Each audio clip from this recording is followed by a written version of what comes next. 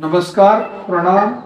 मैं हंसराज चौधरी श्री नवग्रह आश्रम सेवा संस्थान की ओर से आप सभी लोगों को मेरी राम राम, नमस्कार, सत श्री अकाल, राधे राधे, जय जिनेन्द्र। और भी आप अपने उस परमात्मा को, उस लाडले को जैसे याद करते हैं, मेरी उसी से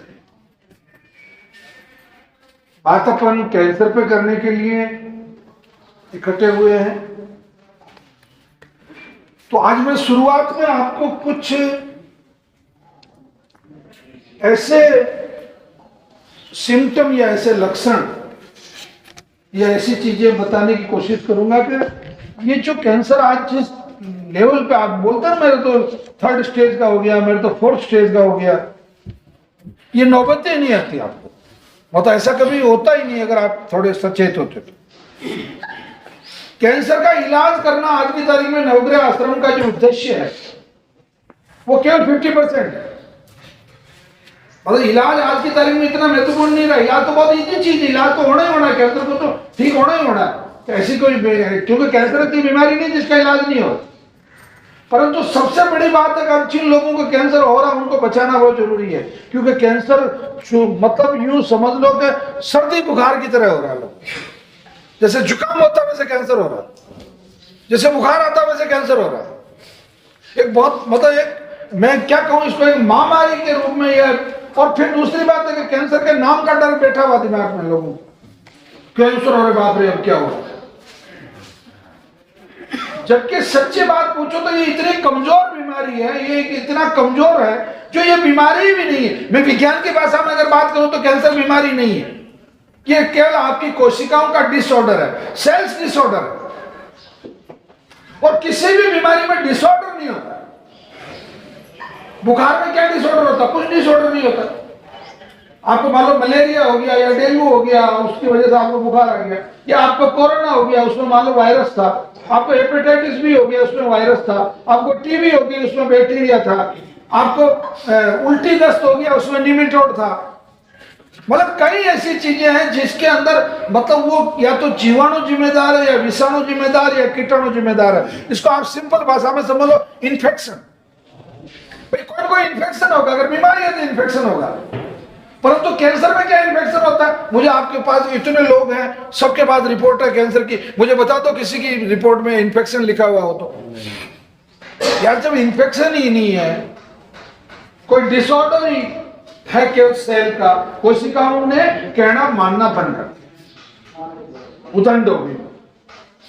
उसमें 3 लक्षण आ गए, मैं मरती नहीं हूं, मैं चाहूंगी वैसे बढ़ूंगी। सामान्य कोशिका क्या करती है? एक कोशिका की 2 बनती है, फिर एक मर जाती है, फिर एक की 2 बनती है, फिर एक मर जाती है, फिर एक की 2 बनती है। ये सिस्टम है। ये क्या करती है? एक की 3 होती है, 3 की 9 होती है, 9 की 81 होती है, 81 की 6000 होती है। मतलब ये इस तरीके से बढ़ती है।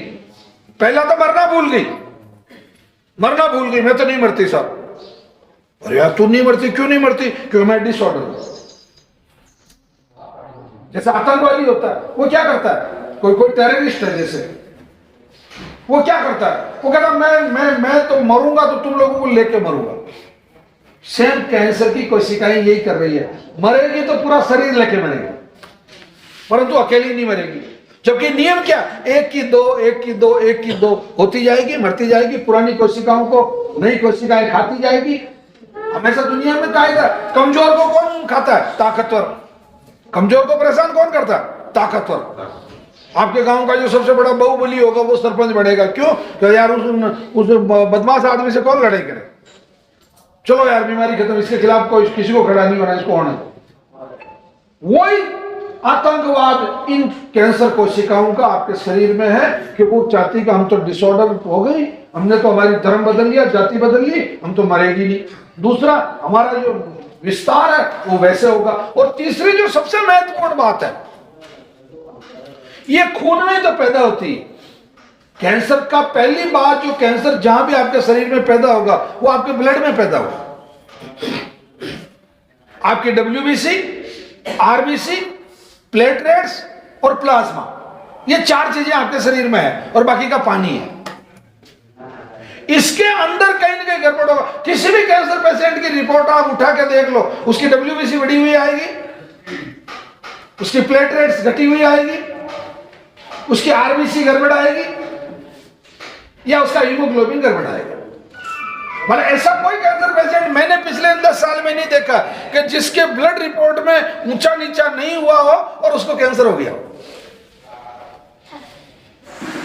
समझ में आ रही बात? मतलब बहुत सिंपल तरीके से समझने की जरूरत है कि कैंसर का मतलब तूफान नहीं है, कैंसर का मतलब मौत नहीं है, कैंसर का मतलब डिसऑर्डर है। अच्छा, डिसऑर्डर को तो ऑर्डर कर सकते हैं, पर अब इसको बहुत सिंपल तरीके से मैं समझाऊं। मान लो आपके पास ट्रैक्टर है, आपके पास कार है, आपका वो थर्ड गियर में जब भी डाल रहे हो तो आवाज आ रही है, आप मिस्त्री को जाके क्या कहोगे? इसकी लाइटें नहीं चल रही, इसका टायर पंचर हो रहा है, क्या कहोगे? तो यार इसके थर्ड गियर में जब डाल रहे हैं तो आवाज आ रही है।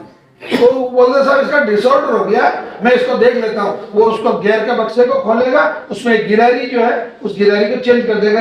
पूरी इंजन नहीं खोलना पड़ा ना, लाइटें नहीं खोलनी पड़ी ना, टायर नहीं खोलने पड़े ना, सेम बस ये इतना कैंसर है। आपके शरीर में जो कोशिकाएं गड़बड़ हो गई है, उन कोशिकाओं की जगह नई कोशिकाएं जो बनने वाली है वो कैंसर वाली नहीं चाहिए अपने को, बात खत्म। अच्छा, कोशिकाएं कौन बना रहा है? अपनी बना रहा है ना, अपन से मतलब भगवान ही बना रहा है, अल्लाह बना रहा है, वाहिगुरु बना रहा है। आप जिस भी धर्म को मानो वो आपकी अपनी निजता है। ये शरीर में बन रही है ना, किससे बन रही है? अब इसको समझ लो। आप जो कुछ भी खा रहे हैं और पी रहे हैं उस सबका आपके शरीर में रस बन रहा है। आप दूध खा रहे हैं तो भी रस बन रहा है, दही खा रहे हैं तो भी रस बन रहा है, सब्जी खा रहे हैं तो भी रस बन रहा है, दारू पी रहे हैं तो भी रस बन रहा है, नॉनवेज खा रहे हैं तो भी रस बन रहा है। आप जो कुछ भी खा रहे हैं और पी रहे हैं उसका आपके आमाशय में जाकर रस बन रहा है। उस रस को छोटी छोटी जो आपके शरीर में जो इसको अंग है, छोटी छोटी जो वो उसको सौंक रही है। क्या सौंक रही है? विटामिन है, प्रोटीन है, कार्बोहाइड्रेट्स है, मिनरल्स है, फैट्स है। यही तो काम की चीजें है।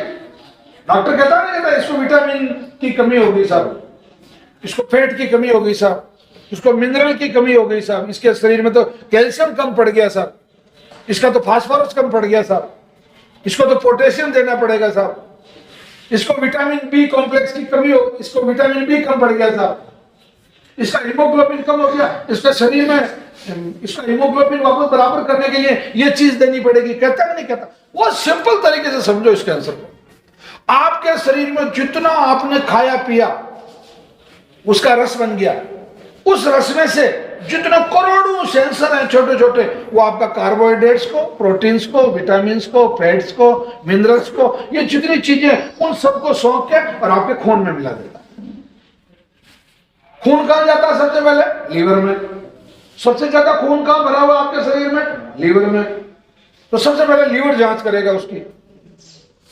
लीवर ने कहा हाँ ये ठीक है, इसमें कोई जहर वहर नहीं, आत्महत्या नहीं करना। आदमी जहर पीते ही क्या होता है? सबसे पहले उसको उल्टी होती है या उसको लूज मोशन होता है। तो लीवर कहेगा नहीं भाई, उल्टी तो तब होगी जब आमाशय करवा देगा। आमाशय शुरू में पता चल जाएगा यही करो, यही गड़बड़ है, अरे उल्टी करो उल्टी करो। शरीर कभी शरीर को मारने नहीं देता। आप मरना चाहो तो बात अलग है, बाकी परमात्मा ने शरीर की रचना ऐसी की है कि उससे आपका शरीर खत्म नहीं हो सकता कभी, जब तक कि आप खत्म नहीं करना चाहो। समझ में आ रही बात? खाया, रस बन गया, रस को उन्होंने सौंक लिया, खून में चला गया, तो रस का क्या बन गया? रक्त बन गया, खून बन गया। खून से आपके शरीर की ये मांस बन गया। मांस की क्या क्या? जैसे ब्रेन है आपका, मांस है, फेफड़े मांस है, किडनी मांस है, लीवर मांस है, चमड़ी मांस है, मांस बन गया। मांस से बनता है चर्बी। चर्बी आपके थाई एरिया में चर्बी है, शरीर में जितना भी मतलब चर्बी है, फैट जो है, चर्बी में कभी कैंसर नहीं होता। चलो एक टेंशन तो खत्म हुई। और रस में भी कैंसर नहीं होता, एक दूसरी टेंशन खत्म हुई। अभी तक क्या चीज है? रक्त आया और मांस है। रक्त में कैंसर होता है, ब्लड कैंसर होता है, आपने सबने सुना। शुरुआत ही वहीं से होती है। फिर आपका मांस जो है किडनी में हो गया, लीवर में हो गया, ट्यूमर में हो गया, ब्रेस्ट में हो गया, बच्चादानी में हो गया, सर्विक्स में हो गया, जितने मांस के, ठीक है। मांस से चर्बी बन गई।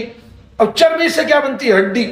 हड्डी में कैंसर होता है, ऑस्टियोसार्कोमा, जो हड्डी का कैंसर उसमें होता है। हड्डी से होता है बोन मेरो बनता है। बोन मेरो में कभी कैंसर नहीं होता। बोन मेरो तो खून का निर्माण का काम करता है, बोन मेरो के अंदर कैंसर नहीं होता। बोन मेरो ट्रांसप्लांट जो करता है वो होता है एक्चुअली हड्डी के कैंसर का पूरा खेल है। बोन मेरो हो गया आपका। बोन मेरो में जो माता बहनें हैं उनमें तो ये रज बनता है, और जो पुरुष है उनमें शुक्र बनता है। शुक्र का ओज बनता है, रज का भी ओज बनता है, और शुक्र और रज दोनों मिल गए तो उससे हीरा लाल बनता है, पन्ना लाल बनता है, हंसराज बनता है, सुनेत्रा बनती है, वो बनता है, ठीक है। अब ये जो खेल आया यहां पर, ये जो रज और शुक्र जो मिलके बना, इसका डीएनए काम करता है। इसलिए आप लोगों को आज मैं ये जानकारी दे रहा हूं। बहुत सारे लोग कहते हैं ना साहब इसके दादाजी को कैंसर था, इसकी नानी को कैंसर था, इसलिए हुआ। डीएनए, आपका जो डीएनए है, यानी कि डीएनए का मतलब खानदान। इसलिए आज की तारीख में जो डीएनए से होने वाला जो कैंसर है, खानदानी रूप से जो कैंसर, जिसको वंशानुगत बोलते हैं अपन, वो जो कैंसर है वो 7.5-8% के आसपास है। अब ज्यादा घबराने की जरूरत नहीं, क्या 7.5% ही है। बड़ा 100 लोगों के माँ बाप को अगर कैंसर था, नाना नानी को था या दादा दादी को था, तो उसकी जो संतान है सबको कैंसर नहीं होगा। डीएनए मतलब कई सालों में चेंज होता रहता है। बताओ आपके बताओ माँ भी गोरी, बिल्कुल बाप भी बिल्कुल गोरा, बड़ा अच्छे कलर का, और उनका लड़का काला हो गया, तो लोग कहेंगे वो क्या है, वो माँ क्या गलत जगह थोड़ी चली गई, वो डीएनए में उसका कोई दादा काला रहा होगा, या उसका नाना काला रहा होगा, नानी काली रही होगी। मतलब कई खानदान में 7 पीढ़ी बोलते हैं, पर 7 पीढ़ी में कहीं गड़बड़ रही होगी, उसकी वजह से उसको वो चीज जो डीएनए है वो चेंज हो गया। तो यानी कि आपकी वो जो एक छोटी सी कोशिका जिससे वो हीरा लाल, पन्ना लाल या सुमित्रा बनी, वो कितनी कोशिका है, उस कोशिका के अंदर पूरा का पूरा प्रोग्राम है, पूरा का पूरा प्लानिंग है कि उसकी आंखें ऐसी होगी, उसके बाल ऐसे होंगे, उसकी हाइट इतनी होगी, उसका वजन ऐसा होगा, वो ऐसे बोलेगा, ऐसे चलेगा, ऐसी बात करेगा, इतना बुद्धिमान होगा, इतना मूर्ख होगा। समझ में आ रही? तो ये डीएनए जो है, ये डीएनए कैंसर की जड़ है।